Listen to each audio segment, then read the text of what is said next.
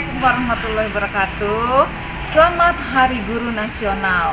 Guru berkualitas, siswa antusias. Saya guru, tapi saya pernah punya guru. Pengalaman saya dengan seorang guru, saya nggak usah sebutkan namanya, tapi saya kenal selalu. Sebenarnya guru dan dosen sama ya.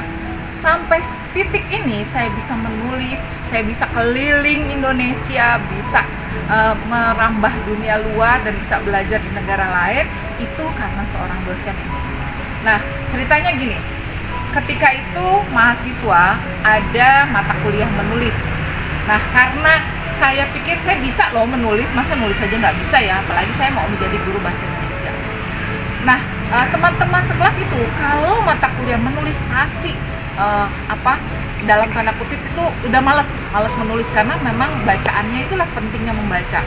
Jadi saya lah yang dilimpahin, satu lembar itu saya hargain 5.000. Zaman dulu tahun 90 5.000 duitnya banyak. Jadi kerjain semua teman-teman, beberapa lah, nggak semuanya, dan punya saya. Sampai suatu ketika nilai saya itu hanya B coba. Sementara teman-teman yang saya kerjakan nilainya A. Saya terus terang protes, saya tanya sama dosen itu, Pak, kenapa nilai saya kok B, teman-teman lain A? Apa kata dosen itu? Sesuai dengan kemampuan kamu, itulah hasilnya. Saya merasa kemampuan saya lebih dari itu. Hingga satu masa saya ingin membuktikan bahwa saya bisa menulis. Sampai saya ketemu dengan dosen itu di dalam pemilihan penilaian untuk penulis.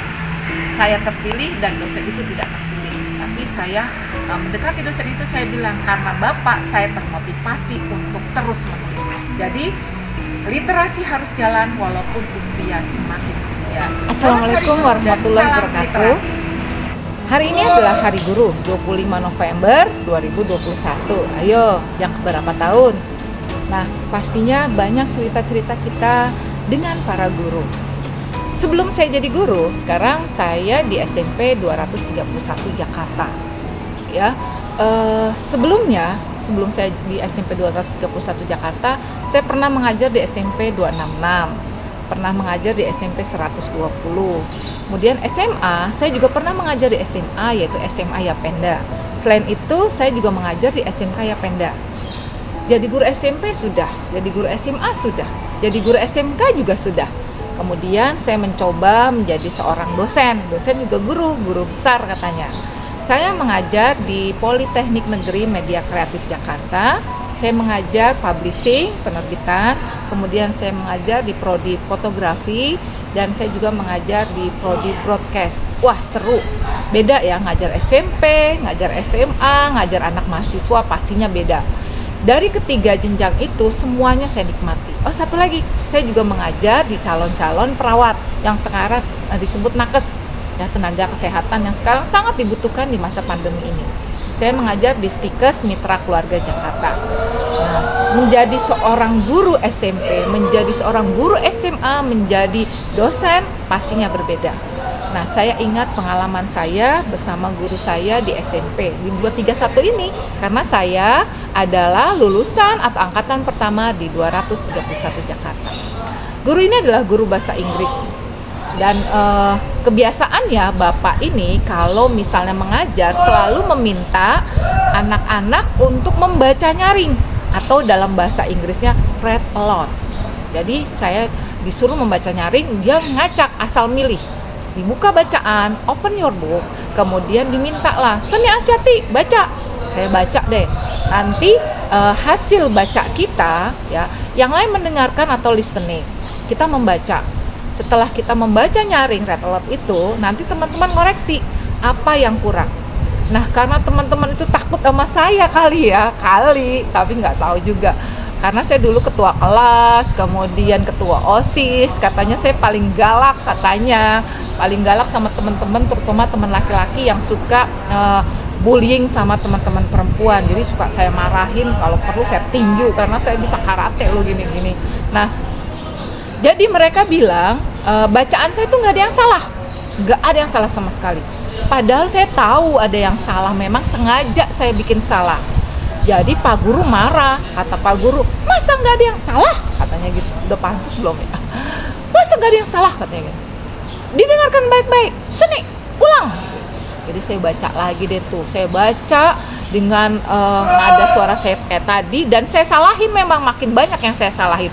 Tapi teman-teman ditanya lagi, bagaimana bacaan seni? Bagus Pak, tepat, nggak ada yang salah. Waduh, makin marah lah tuh Bapak. Ternyata memang bacaan saya ada yang salah. Terus Bapak itu bilang sama saya, Seni, ada nggak bacaan kamu yang salah? Ada Pak. Setelah saya baca kembali, ternyata saya salah. Apa? Bacaan saya yang salah itu, saya menyebutkan were yu, salah kan ya? Yang benar apa yo? Ya.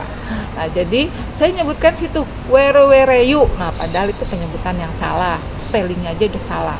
Nah, akhirnya mereka Bapak nggak marahin sih. Bapak itu cuman bilang, jangan takut untuk mengakui kesalahan orang lain selagi itu memang untuk pembenaran. Jadi di situ saya belajar bahwa untuk menjadi guru yang baik itu kita harus tahu bagaimana anak-anak kita, bagaimana anak-anak menerima pembelajaran dari kita. Kemudian setelah itu di buku tugas saya ketika saya sudah mau lulus dari SMP 231, di buku bahasa Inggris saya ditulis sama dia, you are the best. Terus berarti saya yang terbaik untuk diri saya sendiri ya, bukan untuk orang-orang di lingkungan saya, di kelas saya mungkin, kan terlalu sombong. Nah, jadi pesan Bapak itu sama saya, jadilah seseorang yang mempunyai prinsip, sekali melangkah pantang surut kembali. Jadi saya itu kalau diminta guru apa saja, disuruh melakukan lomba apa saja pasti ikut saya. Saya pasti ikut. Saya nggak akan bilang saya nggak bisa, saya akan mencoba Bu. Jadi saya waktu itu disuruh triathlon, disuruh bulu tangkis, lari, maraton dan sebagainya sampai renang. Saya coba, walaupun saya nggak menang, tapi saya sudah mencoba dan saya tahu mengukur diri saya sendiri. Ternyata saya pandainya bukan di olahraga. Saya menari juga bisa. Karena menarilah dengan membaca membuat saya akhirnya bisa ke negara impian saya, yaitu Jepang. Nah, itulah pengalaman saya. Jadi kita harus tahu diri kita sendiri, kemampuan apa yang ada dalam diri kita, dan jangan takut untuk mencoba. Demikian cerita saya. Salam literasi. Sampai jumpa dengan cerita-cerita inspirasi berikutnya.